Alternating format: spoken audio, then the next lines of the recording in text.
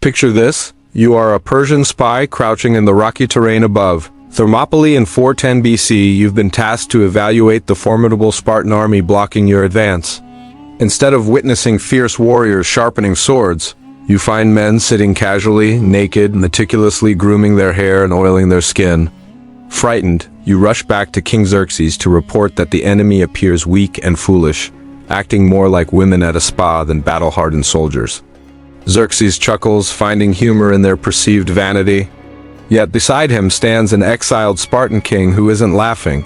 He leans in and whispers the terrifying truth: the Spartans are not preparing for leisure but for death. Their grooming rituals are funerary rites, signaling that they know they won't return. Before we dive into this gripping tale of valor and sacrifice, if you enjoy uncovering the hidden truths of history, please hit that like button and subscribe for more stories like this. Also, comment below to let me know where you're listening from. It's amazing to connect across time and space through our shared curiosity about the past. The truth is, those 300 Spartans should never have been at Thermopylae. It was the season of the Carnea, a sacred Spartan festival during which warfare was strictly forbidden. Engaging in battle during this time was a dire offense, incurring the wrath of the gods. The Spartan government refused to mobilize its forces, instructing their allies that they must wait for the full moon. However, King Leonidas, understanding that the Persians would not wait, sought a loophole.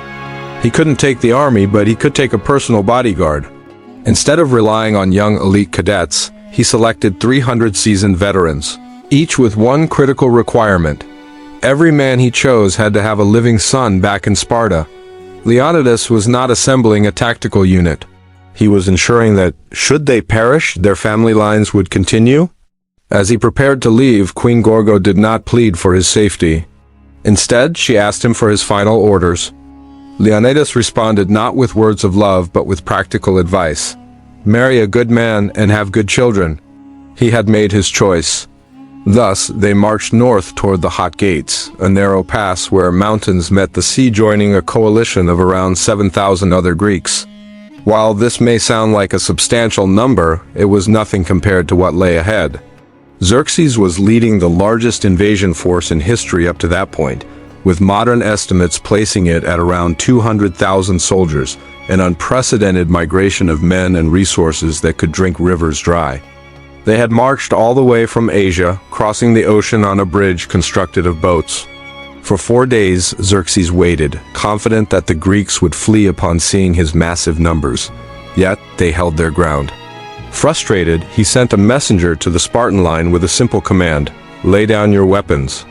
Leonidas stood resolutely before his 300 warriors. He did not deliver a grand speech nor enter negotiations. Instead, he shouted back a phrase that would define the Spartan spirit: Molin labe, come and take them. To comprehend the shock of Leonidas's defiance, one must appreciate the force he was defying. The Persian army was not merely a disorganized mob of conscripts whipped into line. It was the most sophisticated military machine of the time. Herodotus, the Greek historian, claimed Xerxes commanded over 2 million men, a figure debunked by modern scholars but still significant, with estimates settling around 200,000 combat troops and a massive contingent of support staff. The size and might of the Persian forces created logistics akin to wizardry. Xerxes spent 4 years meticulously preparing for this invasion, reshaping the very geography to facilitate his plans. When faced with treacherous waters at Mount Athos, known for its stormy history, Xerxes ordered engineers to dig a canal straight through the land. He built 2 pontoon bridges across the Hellespont, tying together nearly 700 warships with thick flax and papyrus cables, supporting the weight of horses and armies crossing them. This was the logistical power of Persia, capable of marshaling its resources with unmatched efficiency. Yet such immense size came with a critical flaw. A 200,000-strong army creates a ticking clock for survival. As they advanced, the army consumed resources at a staggering rate: hundreds of tons of grain and thousands of gallons of water daily. The land couldn't sustain such a massive force indefinitely, compromising Xerxes' strategy. He couldn't besiege Thermopylae and wait for the Spartans to starve. His own soldiers would perish first. He had to push through. The Battle of Thermopylae was thus not merely a clash of arms, but a race against time. Leonidas's mission was not to destroy the Persian forces. He aimed to stall, delaying the clock. Every hour the Spartans held the pass meant that the Persian beast grew more ravenous and desperate. Seated on his throne, Xerxes found himself simultaneously furious and anxious, thwarted by a mere line of Greeks. He commanded an assault, dispatching his less experienced troops, first the Mardians and the Sicyonians, conscripts lightly armored and wielding wicker shields.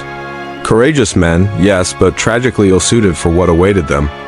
The geography of Thermopylae favored the Greeks. The pass was a brilliantly selected choke point.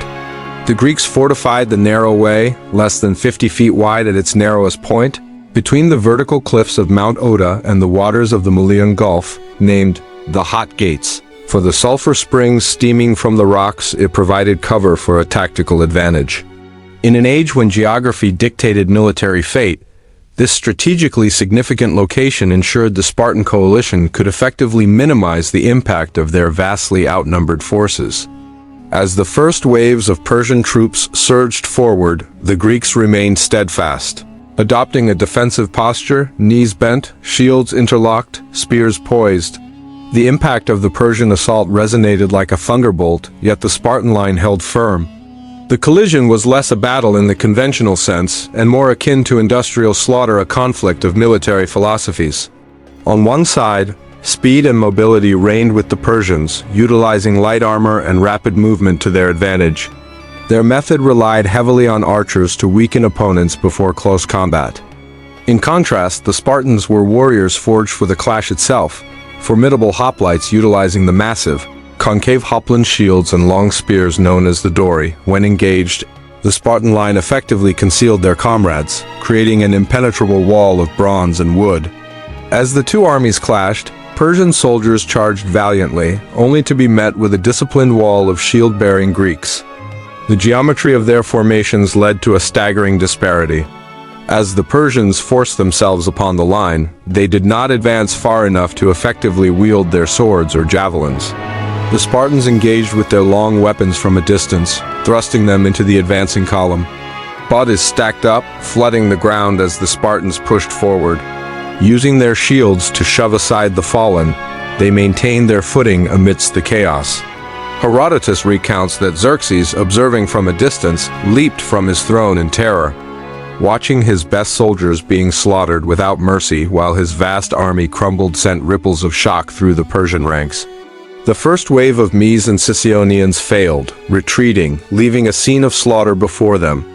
Amidst this distraction, the Spartans made quick work of their weapons, replenishing their strength as they prepared for the inevitable next wave of assault. Knowing Xerxes would not tolerate such an affront, they steeled themselves for the full might of his elite fighting force, the Immortals. As the sun dipped below the horizon, an eerie silence enveloped the Persian lines. The chaos of the initial assault mellowed, replaced by the disciplined march of 10,000 elite soldiers. These were the Immortals, not just another unit, but the terrifying embodiment of Persian strength.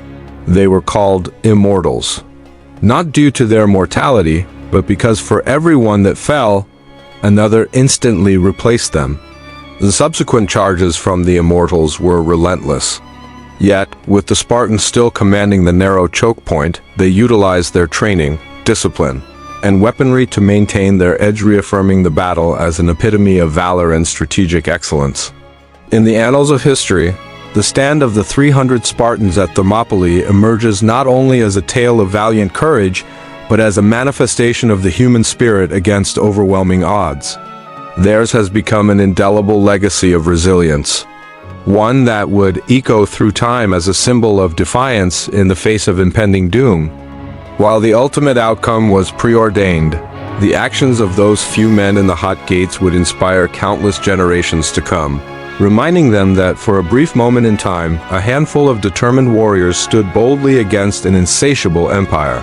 The battle itself was far beyond mere combat. It was a testament to the idea that valor could last, even where bloodstains still mark the earth. Epilogue.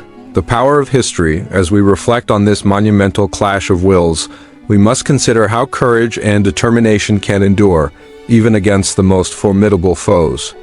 Each fight etched into history serves as a reminder that while empires may rise and fall, the human spirit's fire remains unyielding, nurtured by tales of heroism, sacrifice, and the fierce desire for freedom.